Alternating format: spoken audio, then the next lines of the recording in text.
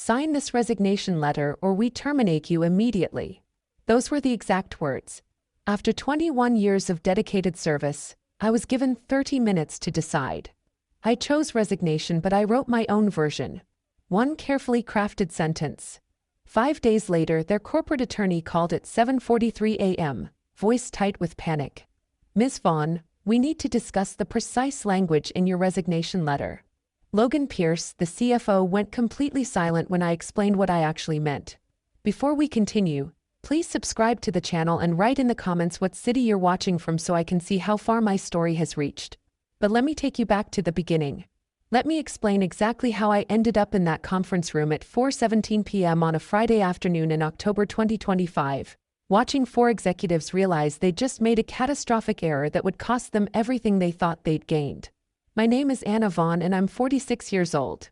For 21 years, I served as Senior Director of Global Operations at Ascent Systems, a software development company based in Denver, Colorado, specializing in enterprise resource planning solutions for manufacturing companies.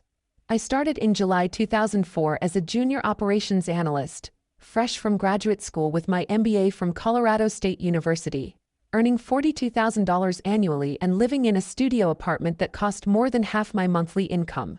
By October 2025, my annual compensation had reached $192,000 plus quarterly bonuses, comprehensive benefits, and stock options I'd accumulated over 2 decades. I managed a department of 41 professionals across 3 continents. My division generated $63 million in annual revenue. I wasn't just another employee with a fancy title. I was the living archive of institutional knowledge that kept Ascent Systems functioning. When our CEO forgot critical details about a major client relationship, my phone rang. When finance needed historical data from 2007 that existed nowhere in current systems, they contacted me. When board members wanted explanations for why certain processes existed, I provided those answers. My email archives stretched back 21 years, meticulously organized. I maintained vendor relationships that predated most current staff members. I understood contract negotiations that happened before half our management team even graduated college. For 21 years, I was absolutely indispensable. Until suddenly I wasn't. The problems began 8 months before that October confrontation. In February 2025, Ascent Systems was acquired by Dominion Corporate Holdings, a massive conglomerate valued at $11.4 billion that specialized in purchasing medium-sized technology companies, systematically eliminating expensive experienced employees, and replacing them with recent graduates who accepted far lower compensation without questioning anything.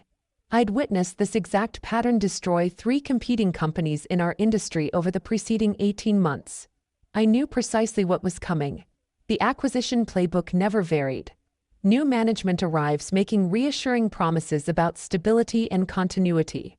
Then they systematically eliminate anyone earning above $130,000 annually, replacing them with fresh graduates making $68,000 who lack the experience to recognize they're being exploited. The acquisition finalized on February 14, 2025. Valentine's Day. How appropriately ironic. The new management team arrived February 22nd. Our new CEO was Cameron Walsh. Wait, I need to correct that. Our new CEO was Cameron Foster, age 35, Yale MBA. Previously an executive at a startup that burned through $40 million in venture capital before collapsing spectacularly. He possessed 0 practical experience in enterprise software operations.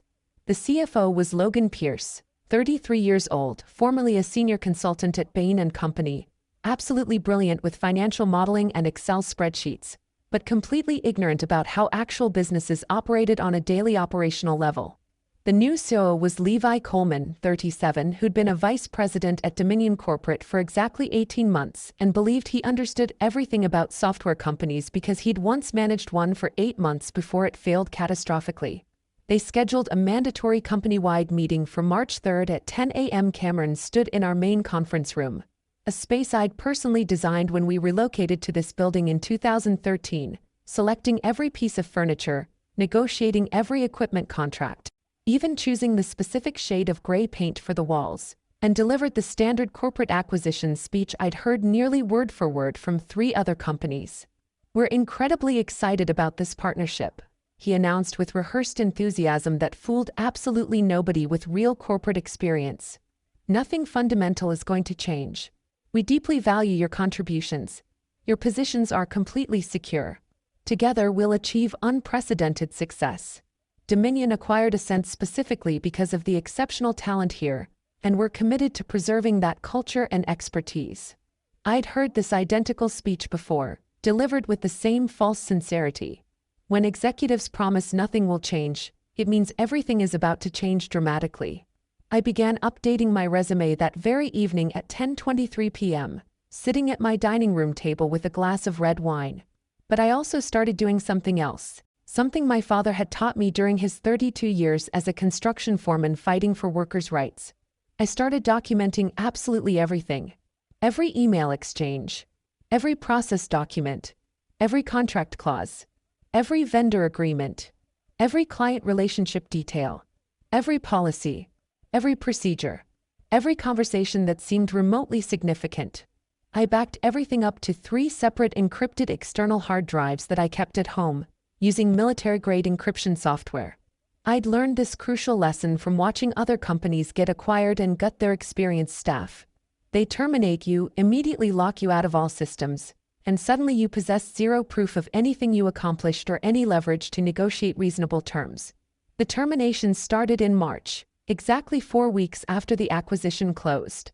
On March 24th at 8:47 a.m., they fired 15 people, all over 42 years old, all earning more than $115,000 annually, all with multiple decades of experience. They replaced them within 6 weeks with recent college graduates making less than half the salary. Human Resources called it organizational realignment. I called it systematic age discrimination and wage theft. But I kept my observations private and continued documenting every single termination, every replacement hire, every meeting where age or compensation was mentioned as a factor. I recorded everything. In April, they began targeting me specifically. Small things initially, excluding me from meetings I'd attended for years. On April 18th, there was a quarterly strategic planning session I'd facilitated for 9 consecutive years. Suddenly, my calendar invitation was canceled. When I asked Cameron directly about this exclusion, he responded with casual dismissiveness. "Oh, we're bringing fresh perspectives to that process. We appreciate your past contributions, though." On April 29th, they reassigned 4 of my primary responsibilities to a 27-year-old manager named Grayson, who'd been with the company for exactly 9 months and possessed absolutely no understanding of our legacy systems or the complex vendor relationships I'd spent years cultivating. On May 15th, during a department-wide meeting with my entire team present, they openly questioned my decision-making abilities, implying I was out of touch with contemporary operational methodologies. Classic corporate intimidation tactics designed to make me quit voluntarily so they wouldn't have to pay proper severance. But I refused to quit. I continued showing up every day, performing my job flawlessly, documenting every slight, every exclusion, every undermining comment, every instance of disrespect. My personnel file was absolutely spotless. 21 years of outstanding performance evaluations. 0 disciplinary actions. Multiple recognition awards, including Operations Excellence in 2017, Leadership Innovation in 2019, and Distinguished Service Award in 2022. They couldn't terminate me for cause, and they absolutely knew it. On June 27th, they attempted a different strategy. Logan called me into his office at 4:45 p.m. on a Friday afternoon. Always a terrible sign. Friday afternoon meetings mean bad news. He said, "Anna, we're restructuring operations to align with Dominion's global framework. We're eliminating your current position and creating a new role called Senior Operations Coordinator. You're welcome to apply for it, but the compensation is significantly reduced. $94,000 annually." I'd been earning $192,000 plus substantial bonuses. This represented a $98,000 pay cut for essentially identical responsibilities with a slightly different title. It was textbook constructive dismissal disguised as corporate restructuring. I smiled pleasantly and responded, "I'll need some time to consider this." Then I went directly home and called Elizabeth Hartman, an employment attorney I'd retained in April when the warning signs became impossible to ignore. Elizabeth had 28 years of experience specializing in employment law, with particular expertise in wrongful termination cases involving age discrimination. She'd represented over 180 employees in disputes with large corporations and maintained a success rate of 81%. She charged $450 per hour, and I'd already paid her $4,050 for 9 consultations. "They're attempting to force you out," Elizabeth said when I explained the situation. "That compensation reduction offer is textbook constructive dismissal. Don't accept it under any circumstances. Wait for them to make the next move and document absolutely everything." I waited for exactly 38 days. On August 4th at 3:15 p.m., I received the communication I'd been anticipating. Cameron's executive assistant sent an email. "Mr. Foster would like to meet with you in conference room C at 3:15 p.m. today. Please make yourself available immediately." Conference room C, not his office. That meant witnesses. That meant official business. That meant termination. I printed out my resignation letter, the one Elizabeth and I had drafted 4 weeks earlier after multiple revisions, folded it carefully and placed it in my jacket pocket. Then I walked to conference room C at exactly 3:15 p.m. Cameron, Logan, Levi, and Stephanie Lambert from Human Resources were already seated on one side of the long mahogany conference table like a panel of judges evaluating a defendant. 4 leather portfolios arranged in front of them. 4 matching pens. 4 matching expressions of false sympathy. Cameron gestured toward the chair positioned across from them. The defendant's chair.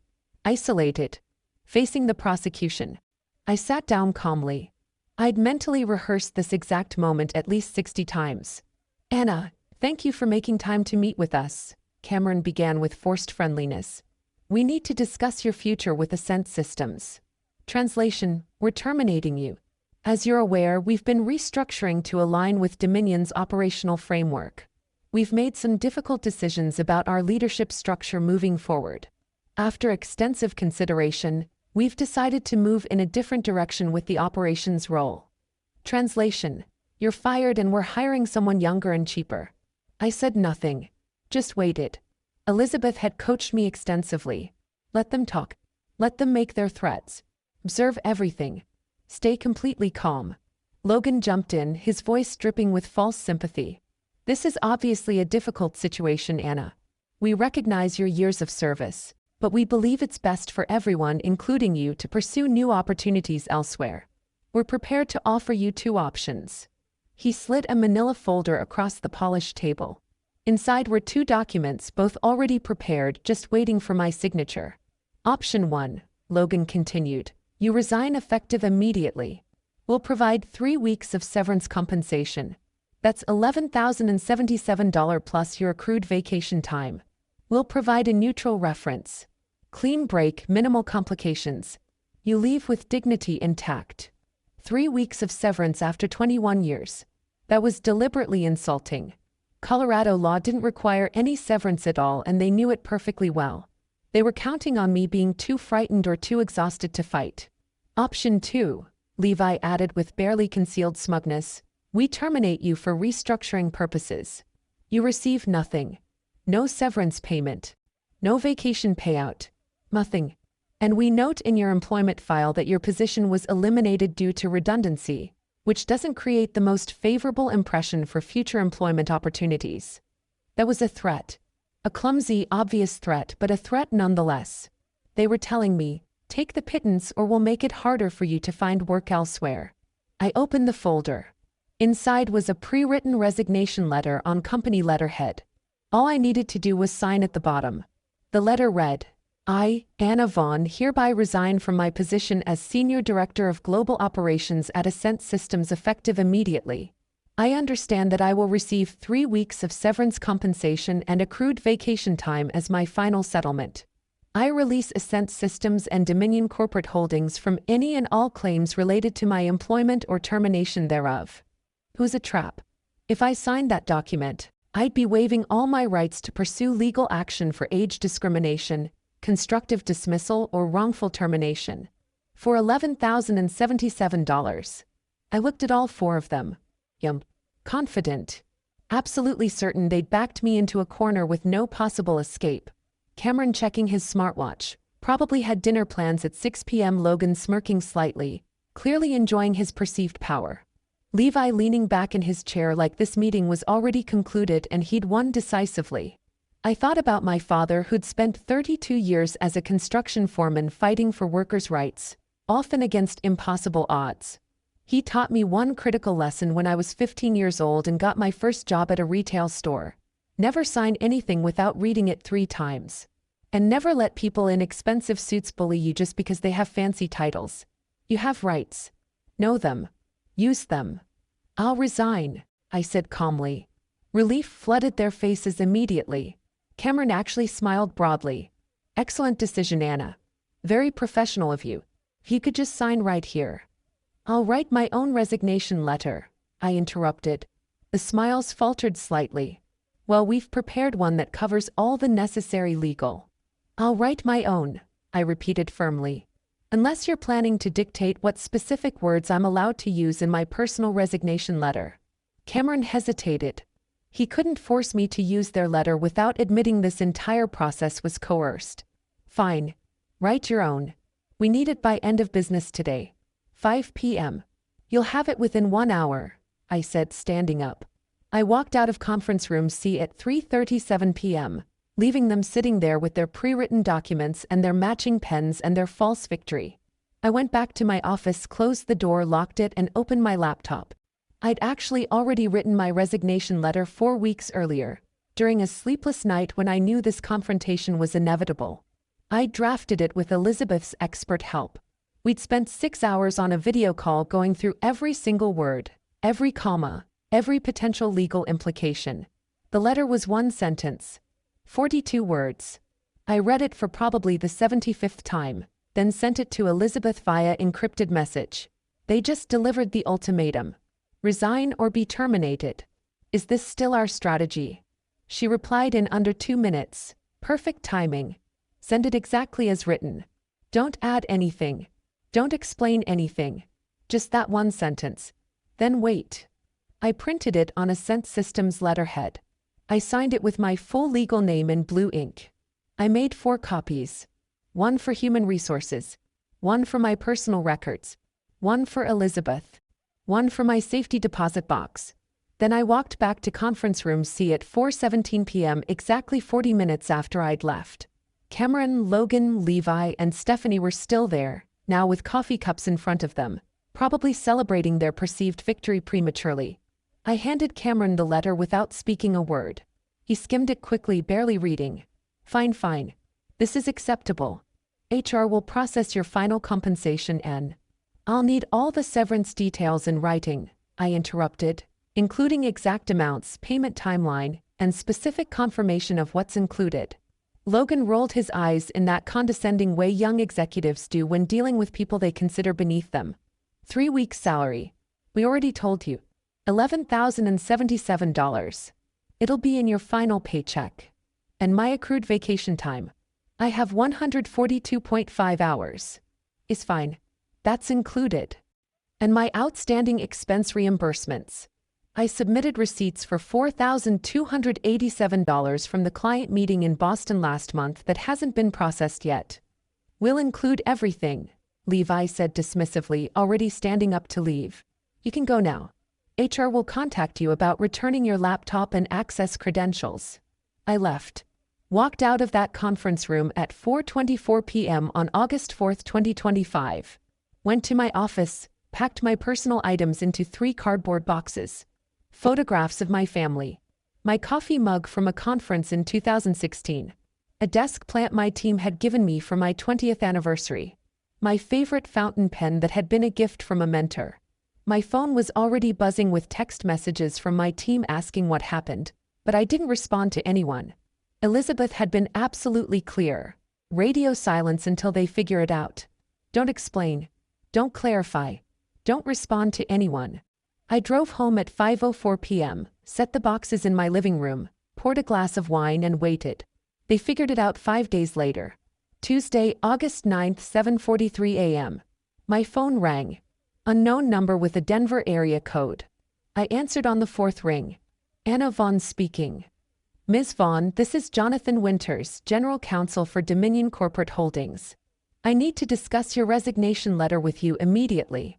Are you available to talk? I set down my coffee and smiled. Here we go. Of course, Mr. Winters. How can I help you? There's some confusion about the language you used in your resignation. Specifically, the phrase, effective upon receipt of complete settlement of all compensation, benefits, stock options, and other amounts owed under my employment agreement and applicable law. Can you clarify what you meant by that? I opened my laptop to the detailed spreadsheet I'd prepared with Elizabeth. 63 tabs. Color-coded. With supporting documentation for every single line item. Certainly, Mr. Winters. It's quite straightforward. My resignation becomes effective when I receive complete settlement of all amounts owed to me under my employment agreement and applicable Colorado law. Until that settlement is received in full, my resignation hasn't taken effect, which means I remain an employee of Ascent Systems with all rights, benefits, and protections thereof. Silence. Very long silence. I could hear papers rustling, someone whispering urgently in the background.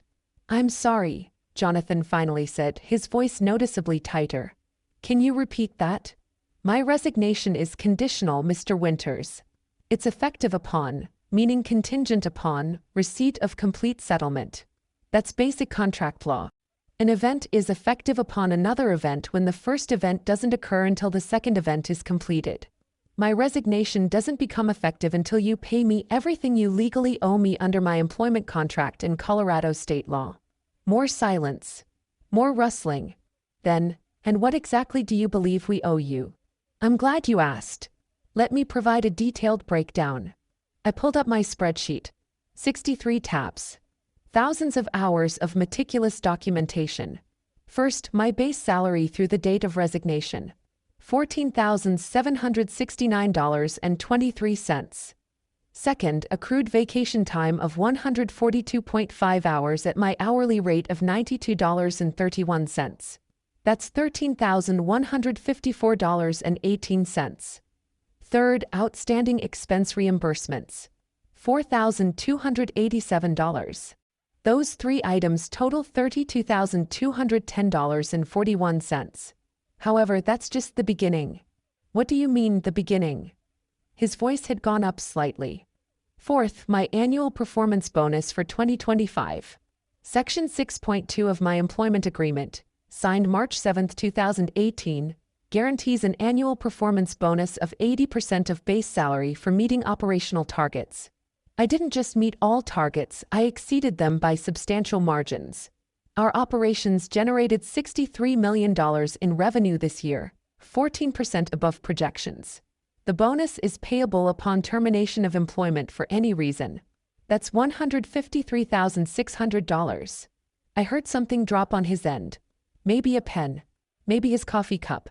Maybe his jaw. Hold on. We need to review.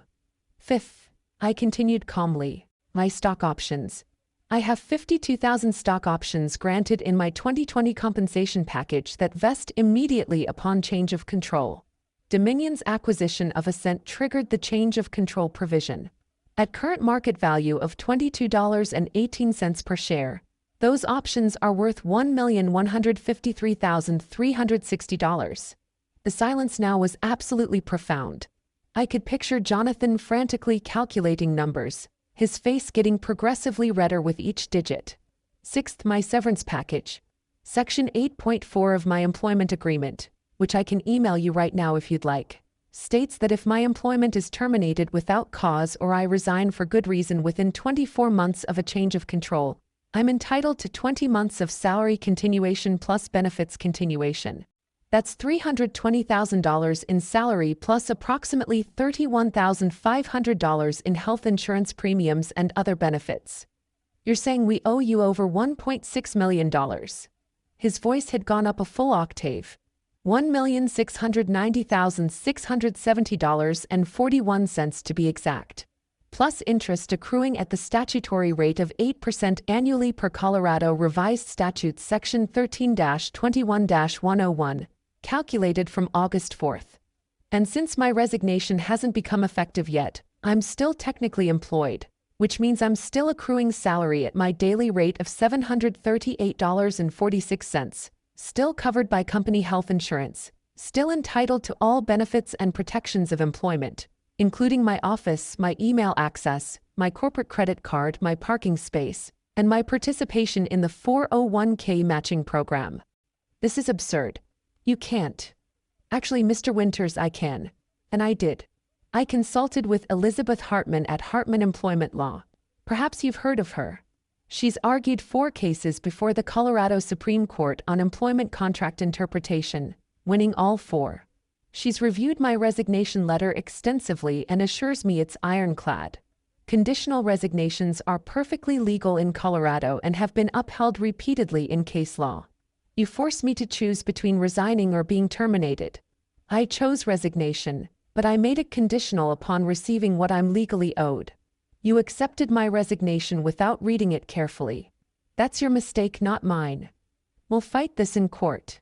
You absolutely should, I said pleasantly. Absolutely take it to court. Hire expensive lawyers. Spend 6 figures on litigation.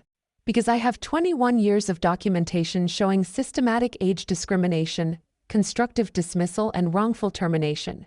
I have emails from Cameron Foster dated May 8th explicitly discussing getting rid of expensive older employees to improve our cost structure.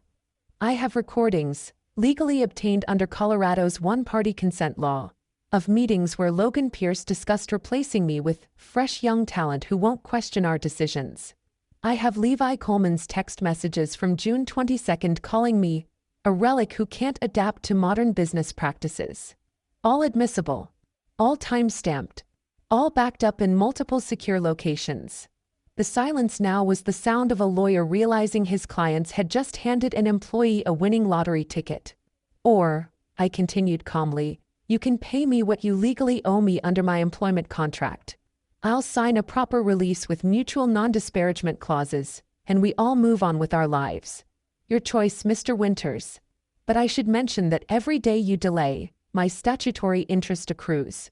And every day I remain technically employed, I continue earning my daily salary. The meter's running. He hung up without saying goodbye. I poured myself another cup of coffee and waited. 3 hours and 42 minutes later, my phone rang again. Logan Pierce. He was absolutely not calm. What the hell did you do? He screamed before I could even say hello. I resigned as you requested. You tricked us. You deliberately wrote that resignation too. I wrote a legally valid resignation letter, Logan. You accepted it without reading it carefully. You had 4 people in that room, including someone from Human Resources, and none of you apparently noticed that I'd made my resignation conditional. How is that my fault? The board is furious. Cameron is getting calls from Dominion headquarters. Our CEO in New York wants to know why we're suddenly on the hook for $1.6 million to a terminated employee. I haven't been terminated, Logan. That's precisely the point. I'm still employed because my resignation hasn't become effective yet. We're not paying you a single penny of that bonus or those stock options. Then don't pay me, I said pleasantly. Keep me employed. Continue my salary at $14,769.23 per pay period. Keep me on the health insurance at $2,625 per month. Let me keep accruing 401k matching contributions. Oh, and I'll need my office access restored since I'm still technically an employee. And my email. And my corporate credit card. And actually, since I'm still employed and you've given my responsibilities to other people, I'm essentially being paid to do nothing, which I'm completely fine with. I can wait as long as you want. He was sputtering now, literally unable to form coherent words. We'll sue you for. For what, Logan? Writing a resignation letter? Using conditional language in a legal document? Knowing my rights under my employment contract? Good luck with that lawsuit. But while you're considering litigation, you should know that I've already filed a charge with the EOC for age discrimination. I have documentation of 23 employees over age 40 being terminated and replaced with younger workers making significantly less money. I have emails and recordings proving discriminatory intent. That investigation will take months, possibly years. And the longer you drag this out, the more documentation I accumulate and the bigger the damages become. He hung up on me. 28 minutes later, my work email reactivated. Someone in IT had panicked and restored my access, Probably because a lawyer told them I was technically still employed and they could face additional legal problems for locking me out. I logged in and found an email chain between Cameron, Logan, Levi, Jonathan Winters, and 4 other Dominion corporate attorneys. The subject line: urgent. Vaughn resignation issue legal exposure. They'd forwarded my resignation letter to 6 different employment law firms. All 6 had confirmed: conditional resignation, legally valid, enforceable, extremely expensive mistake. One lawyer's response was particularly satisfying: you accepted a conditional resignation without recognizing it was conditional. She's correct about everything: the bonus, the options, the severance. You're on the hook for the full amount unless you want to litigate and risk even bigger damages for age discrimination and wrongful termination. My strong recommendation is immediate settlement. Jonathan Winters called me again at 6:18 p.m. Ms. Vaughn, Dominion would like to discuss a settlement to resolve this matter quickly and amicably. I'm listening. We're prepared to offer you $950,000 as full and final settlement of all claims. That includes everything: salary, vacation, expenses, bonus, options, severance. Take it or leave it. I'll leave it. Thanks anyway. As I explained, you owe me $1,690,670.41 minimum under my contract. If you don't pay, I remain employed indefinitely and file suit. Discovery will be fascinating. I have 21 years of internal records.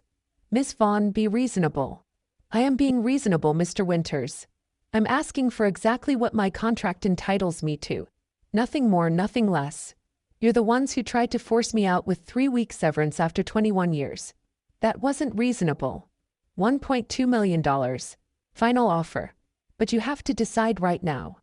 $1,690,670.41 plus attorney's fees of $63,450.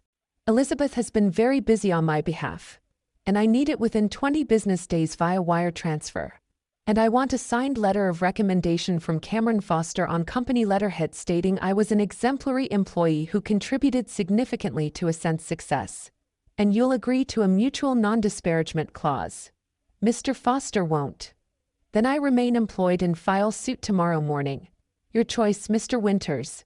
But I should mention that every day you delay costs you an additional $738.46 in my daily salary plus benefits plus accruing interest. And once I file suit, that settlement number is going to include emotional distress damages, punitive damages for age discrimination, and attorney's fees that will be substantially higher. The price goes up the longer you wait. He called me back at 8:47 p.m. Deal. We'll wire the funds within 20 business days. You'll receive the letter of recommendation by Friday. Our lawyers will send the settlement agreement for your review by tomorrow afternoon. On September 3, 2025 at 1:18 p.m., I received a wire transfer for $1,754,120.41. The full settlement plus attorney's fees. Same day, FedEx delivered a signed letter of recommendation on Dominion Corporate Holdings letterhead with Cameron Foster's signature at the bottom, praising my 21 years of exemplary service, operational excellence, and invaluable contributions to Ascent Systems' success. I seriously doubt he wrote a single word of it himself. Elizabeth reviewed the settlement agreement. All 52 pages of it. Standard release language. Mutual non-disparagement clauses. Confidentiality provisions regarding settlement terms. I signed it on September 6th. My resignation officially became effective on September 6, 2025 at 3:22 p.m. I was no longer an employee of Ascent Systems. I'd successfully negotiated a $1.75 million severance package from a company that tried to force me out with $11,077. The epilogue is deeply satisfying. Cameron Foster lasted exactly 7 more months at Ascent before being fired in April 2026 for missing quarterly targets by 31%. Turns out that firing all your experienced employees and replacing them with people who don't know how anything works doesn't actually improve operations. Who could have predicted that? Logan Pierce quit in March 2026, citing irreconcilable differences with corporate leadership in his resignation letter. The irony wasn't lost on me. Levi Coleman is still there as of this writing, Managing a company that's hemorrhaging clients because nobody remembers how to maintain the legacy systems or who the critical vendor contacts are or why certain processes exist in the first place. 4 of my former team members have contacted me for advice after receiving similar ultimatums. I've connected all of them with Elizabeth. 3 have successfully negotiated 6-figure settlements. The 4th is still employed while the company